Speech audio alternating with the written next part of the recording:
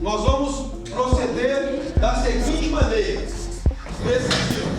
Assim que minha voz se silenciar, outros dos senhores vão continuar a leitura exatamente de onde eu parei. Portanto, na página 223. Portanto, bacana, você aí, se acontecer de eu dizer para você, por gentileza, continue exatamente de onde eu parei. Caso você não esteja acompanhando a leitura, você consegue fazer? Não. Então, por favor, é necessário que agora os senhores prestem atenção. Muito bem? O cenário de crise econômica global nos anos de 1970 e 1980 desferiu um duro golpe nos investimentos produtivos industriais, concomitantemente à expansão das atividades ligadas ao setor de serviços. Isso fez com que a indústria tivesse que se reorientar em relação a um mercado consumidor mais segmentado, que passou a exigir mais oferta, maior qualidade e menor preço. O modelo fordista, que tinha se desenvolvido para atender a um mercado de massa com produtos padronizados e com pouca possibilidade de flexibilização, passou a sofrer críticas. Então, você vai anotar para mim aí desse parágrafo. Modelo fordista, que é o conceito que eu quero ver explicado no seu caderno, modelo fordista.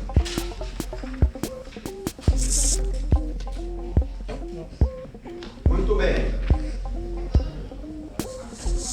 Você anotou? Modelo fordista. Quem vai continuar a leitura? Por favor, com uma voz bem bonita. A crise restituiu o capitalismo a partir da década de 1970 criou um ambiente favorável ao surgimento de mudanças que representam um afastamento radical do caracterizado como pós-fordismo. Nesse contexto, passa a se destacar o sistema de organização do trabalho desenvolvido pelo engenheiro Taishi Ono. Da Toyota Motor Company.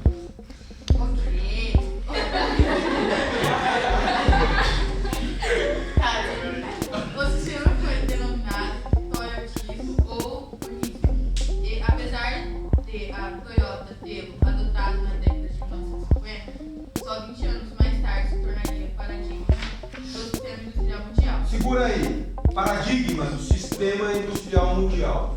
Senhores, o interessante de estudarmos sociologia é que essa ciência se preocupa com questões sociais no sentido de problematizá-las, visando encontrar outras alternativas viáveis.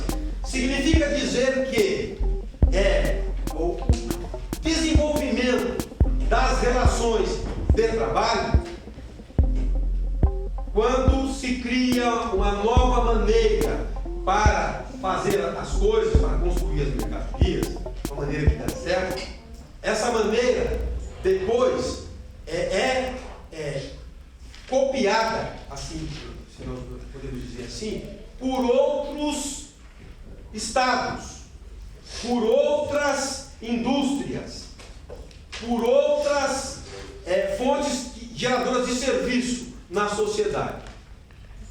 Então, quando o Henry Ford criou o Fordismo, como nós já dissemos em outras aulas aqui, ele trouxe para a sociedade americana uma outra maneira de organização social, porque os funcionários, os trabalhadores da Ford eram bem remunerados, os trabalhadores da Ford começavam a ter capacidade econômica para comprar os carros modelo T, morar em boas casas, enfim, eles passaram a representar, de certa maneira, o sonho americano. Por isso que, apesar de ter surgido o toyotismo, apenas 20 anos depois foi que o mundo passou a adotar essa maneira de produzir como uma maneira padrão. Pode continuar a leitura. As características básicas do toyotismo são flexibilidade na produção, com capacidade de rápida alteração dos materiais a serem produzidos, organização da produção e da entrega mais rápida, no momento e na quantidade exata, importância da qualidade dos produtos, baixo preço a partir da lógica da empresa, enxuta, estoques baixos e número reduzido de trabalhadores. O toyotismo promove a passagem dos sistemas de produção estáticos para os flexíveis. A flexibilidade na produção está ligada à ideia de fábrica enxuta, pois rompe com a produção em série. Esse modelo pode dar conta de pedidos pequenos de mercadorias feitas especialmente por um único cliente, como a customização em massa. Anota para mim aí, customização já está anotado. Então isso é um conceito que tem que estar no seu caderno. Pode-se identificar esse modelo de produção nas empresas que não possuem lojas físicas e vendem o produto aos clientes antes mesmo de construí-lo, o que só ocorre depois de as especificações serem definidas pelo consumidor na loja virtual. Os senhores perceberam que o título da aula de hoje é flexibilização no modelo de produção e atualidade.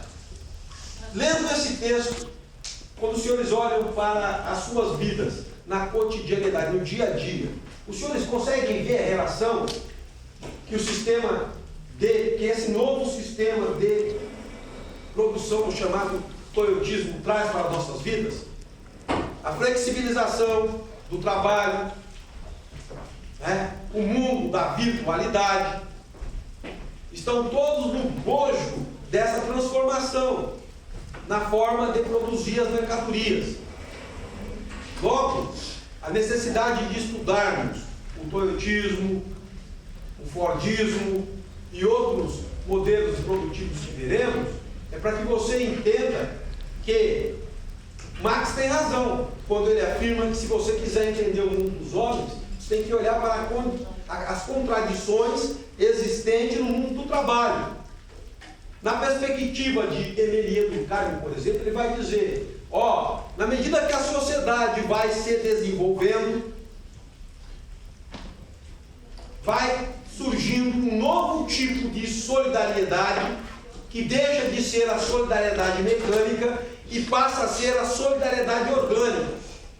É um mundo no qual você passa a fazer parte de uma grande cadeia produtiva, onde você não tem contato mais visual e nem pessoal com os indivíduos que trabalham nessa cadeia que produz mercadorias. Por isso a solidariedade, segundo Emelie Durkheim, tem que ser fortalecida aí de acordo com a moralidade.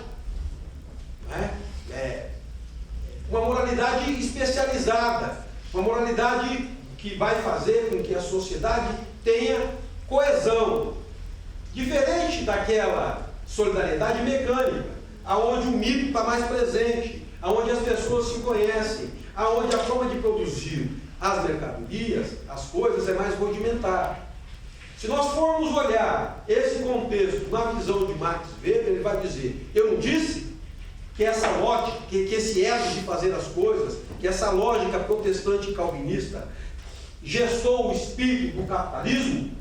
Vejam, senhores, agora o trabalhador enxugou também a forma de produzir, visando aumentar o lucro. Eu vou fazendo esses resgates para os senhores irem relacionando estes teóricos aos conteúdos que nós vamos estudando durante as aulas. Muito bem, vamos continuar a leitura. O sistema Just-in-Time, adotado pelo toyotismo, eu quero que você grife aí esse sistema Just-in-Time. Tempo justo. Just-in-time. Muito obrigado. Just-in-time. Melhor aí.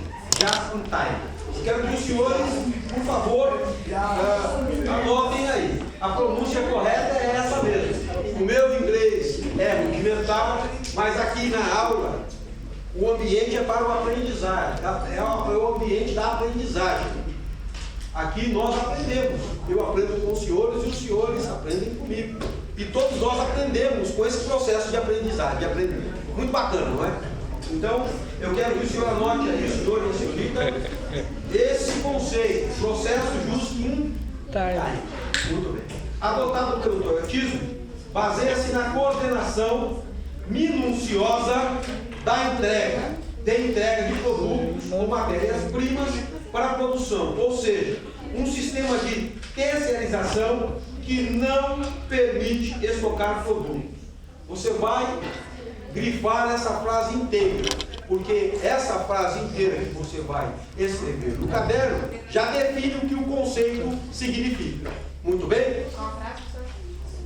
O que é just in time? É justamente, ó, o que é just in time? É o seguinte, é um sistema adotado pelo taylorismo, está aí no livro. Baseia-se na coordenação minuciosa de entrega de produtos ou matérias-primas para a produção, um sistema de terceirização que permite não estocar produtos.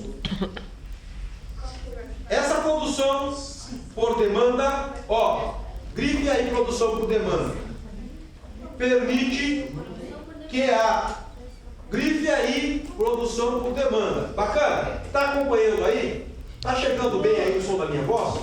Beleza, então vamos lá. Grife aí produção por demanda. Permite que a empresa venda o produto antes de comprar as matérias-primas necessárias para fabricá-lo. Caso ocorra qualquer problema na entrega da matéria-prima, toda a produção será comprometida. Quem vai continuar a leitura? Ninguém? Continuar de volta? Todos. Esse modelo gerou ganhos para os consumidores e para a economia em geral. Proporcionou também melhoria significativa na organização do trabalho, principalmente na descentralização, aproximação dos níveis hierárquicos e na ampliação da autonomia do trabalhador, mas mantendo os sistemas de controle e poder. Então ele aproximou uma aproximação dos níveis hierárquicos. Ou seja, lembra que naquele outro modelo, toyotista, fordista, havia uma separação entre o trabalho intelectual, ou seja, entre aqueles que planejavam o trabalho, entre a engenharia de produção e os trabalhadores, ou seja, aqueles que executavam o trabalho? Pois é, nesse novo modelo houve uma reaproximação. É isso que está dizendo aqui. Pode continuar. Enquanto no sistema taylorista fordista, o trabalhador se tornava especialista em uma única, simples e rotineira função. O toyotismo desenvolveu a figura do trabalhador, polivalente ou multifuncional. Grifa aí. Ou multifuncional. Tá. Que deveria aprender várias funções. Apesar de esse modelo favorecer os aspectos ligados à criatividade, Atenção! Grifar significa riscar embaixo. produção em equipe, qualificação, entre outros, ainda esbarram nos limites do trabalho alienado, ou seja, o trabalhador não domina todo o processo produtivo. Ó, funciona assim. Eu acho que eu já disse isso aqui na aula várias vezes. Se você pegar um trabalhador, tanto no sistema toyotista fordista, como do sistema taylorista, ou do sistema, ou desse outro sistema aqui, que é o sistema toyotista, você vai descobrir, você poderia descobrir se fizesse isso, que nenhum deles dominam toda a cadeia produtiva do carro ou da mercadoria que eles estão produzindo. Apesar de aqui, nesse modelo do toyotismo, o trabalhador ser polivalente, porque o trabalho é realizado em equipe, um trabalhador também usa uma técnica chamada Kanban, ou seja, a comunicação entre os trabalhadores, a outra equipe assume o trabalho exatamente da onde ele parou, e para isso tem que dominar outros elementos da produção, ainda assim há uma separação entre aqueles que planejam o trabalho e aqueles que executam. Muito embora, senhores, os executores do trabalho no sistema do toyotismo também sejam hábeis para planejar muitas de suas atividades em equipe. Professor, como é que eu vejo isso? É muito simples. Pede para o trabalhador planejar todo o processo produtivo de um carro no toyotismo para você ver se ele dá conta. Desde a planta de engenharia, da planta elétrica, todas as atividades, até a venda do produto, para você ver se ele dá conta. Então, apesar da aproximação, ainda permanece havendo a hierarquia. Alguma dúvida? Você tem que entender isso que eu estou explicando, vai cair na prova. E aí a prova é com consulta. Mas se você não prestar atenção no que eu estou explicando aqui e for embora com dúvida, você já viu que mesmo se eu desenhar para você evitar a resposta, você não acerta a questão. É certo isso ou é falso? Certo. Vocês viram, não viram? Então tem que entender. Porque aqui, senhores, não trata-se de decorar as coisas. Trata-se de ser capazes de entender os conceitos e fazer relação. Verdade. Muito bem. Pode continuar a leitura. Se, por um lado, o toyotismo provocou grande aumento da produtividade do trabalho, por outro, manteve o mesmo nível de controle sobre o trabalhador. Em algumas situações, o controle até aumentou. Um exemplo disso ocorre quando os empregados estão em uma situação de concorrência por aumento de produtividade. Ao contrário da verticalização do controle taioísta-fordista, com sua rígida hierarquia. Verticalização é aquilo que vem de cima para baixo. Grifa aí verticalização do controle. Verticalização é aquilo que vem de cima para baixo. Por exemplo, da forma que nós arrumamos as cadeiras nessa aula de hoje, significa que não há verticalização, há horizontalização. Horizontal é essa linha assim, de igualdade. Vertical é de cima para baixo. Vamos lá. Hierarquia de comando. O trabalho em equipe do toyotismo gera uma horizontalização do controle, pois cada operário fiscaliza o outro para o correto cumprimento das tarefas. Eu já demonstrei para os senhores aqui que nesse ambiente em aula, nós estamos aqui para a aprendizagem. Eu aprendi com os senhores agora, mesmo ou não? A pronunciar o just in time, é assim que pronuncia? Não tem problema nenhum. Esse aqui é o ambiente que nós viemos para a aprendizagem. Beleza?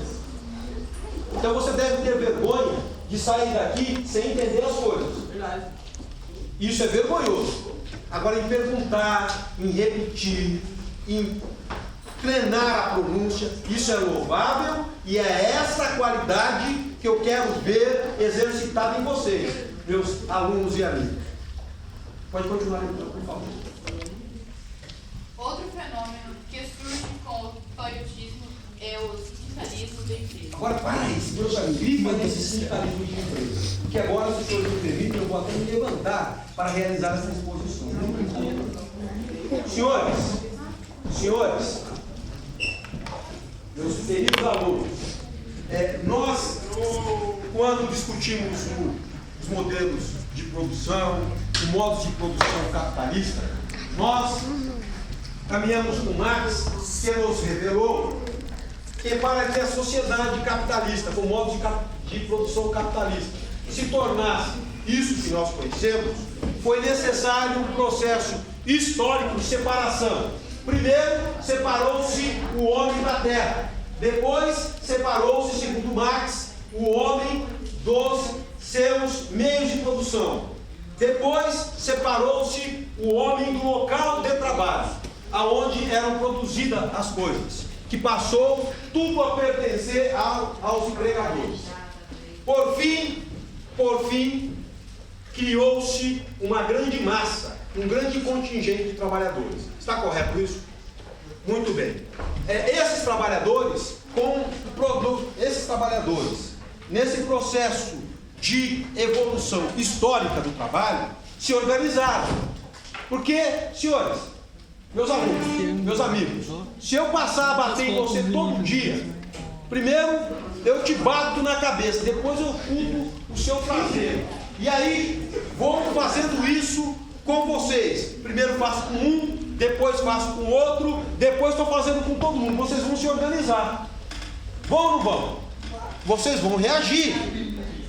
Certo ou falso? Ou vão chamar os pais aqui, ou a polícia, ou vão. Vocês vão se defender, não é?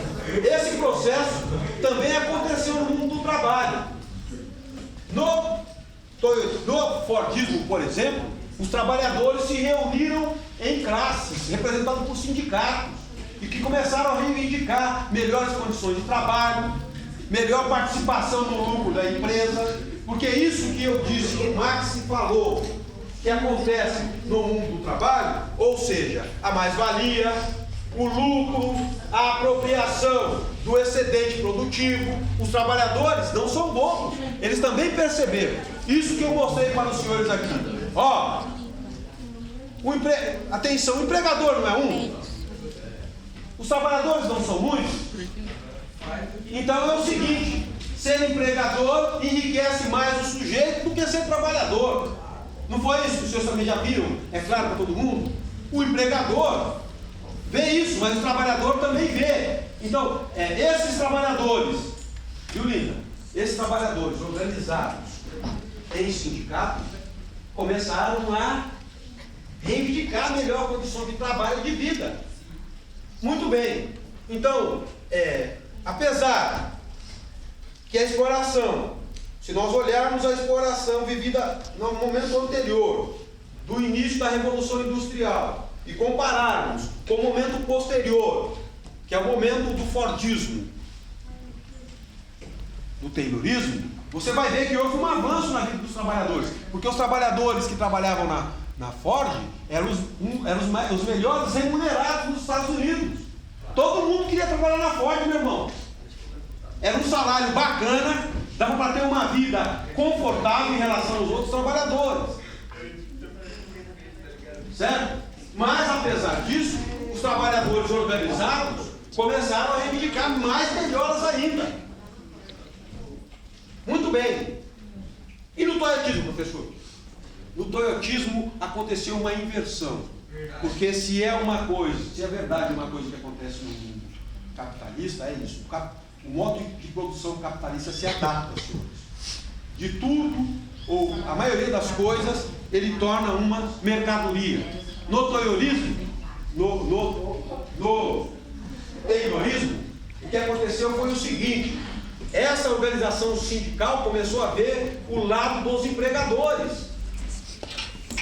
Essa organização sindical começou a negociar com os empregadores, visando que os trabalhadores vestissem a camisa da empresa. Começou a relativizar as coisas. Isso aconteceu e gerou um enfraquecimento da categoria sindical, conforme o livro aponta. Então eu fiz questão de interromper essa leitura coletiva e me levantar para realizar esta exposição, porque isso é uma questão que os senhores têm que entender para dar conta de fazer as provas do Enem, para dar conta de vencer a etapa que vai se iniciar agora no terceiro trimestre, com provas elaboradas, baseadas nas questões do Enem, que serão aplicadas aos senhores, provas com consultas para que os senhores treinem. Beleza? Vamos continuar. Alguma dúvida? Vocês entenderam? Ninguém tem dúvida? Então, vamos continuar, por favor. No qual o sindicato estabelece uma relação que favorece a aplicação de uma política sindical, que tem que alinhar-se com a estratégia de negócio da empresa. Ó, tem de grife isso aí. Do qual, repete a leitura.